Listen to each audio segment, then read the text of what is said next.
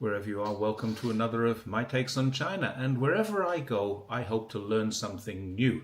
And the other day was no exception. I spent a night and a day in the Xibe autonomous region in the west of Xinjiang. The language of this region is spoken by about 200,000 people in the world, but surprisingly, only about 30,000 of them live in that region. The rest are scattered around the world, but a huge number of them live in northeast China. Yes, you heard that correctly. I'm in the very far northwest of China, but the majority of people who speak this language live in the northeast. I'll explain how that happened in a moment. But first of all, let's take a look at this newspaper, the Chabuchar newspaper. On first glance, and to inexperienced eyes like mine, it looks like Mongolian. It isn't, but there's a reason for the similarity too, and we'll come to that later. It's actually a newspaper that was founded over 70 years ago and has been continuously published since then. There are 2,400 paper copies sent out twice a week, and there's an online version. Now, as an Englishman, I see this as a priceless contribution to local culture.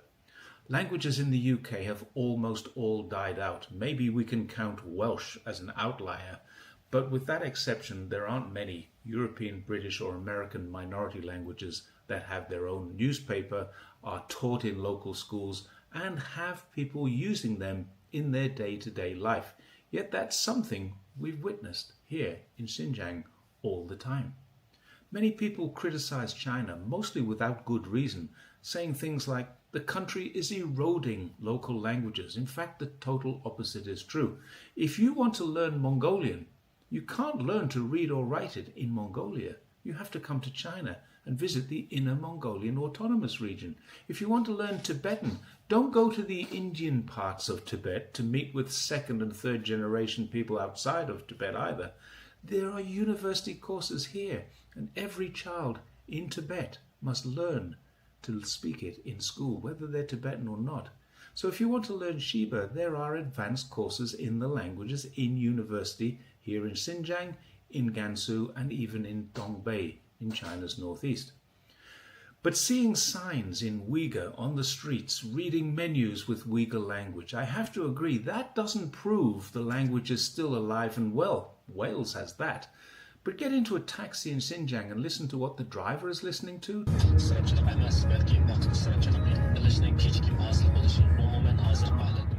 Check into your local hotel, watch what the locals watch on TV, and while checking in, listen to what the receptionists say to each other.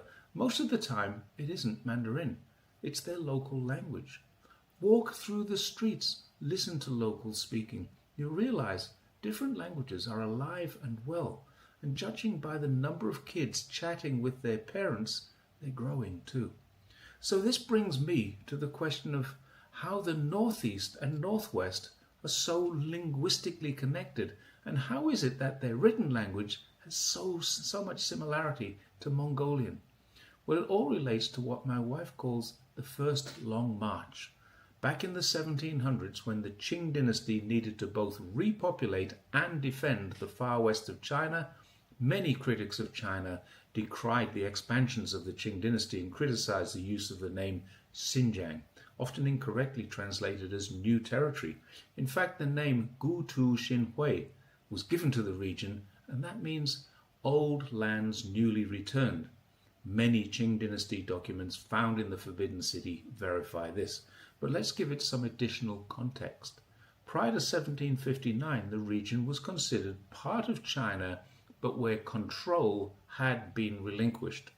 The Emperor Qianlong, and remembering that the Qing dynasty was a Manchu ethnic minority of China, not Han Chinese, tasked the Xibe of northern China with the job of repopulating, and because they were skilled fighters, defending the western borders was another part of their job.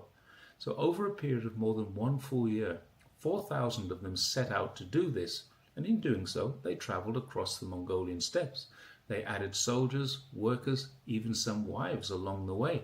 And because so many children were also born along the route, despite the hardships of a 4,000 kilometer journey, more than 5,000 actually arrived in what is now the Xibe Autonomous Region. Now, a short word for the detractors who might claim that China, particularly the People's Republic of China, has expanded to take over this region. There's something you need to consider here.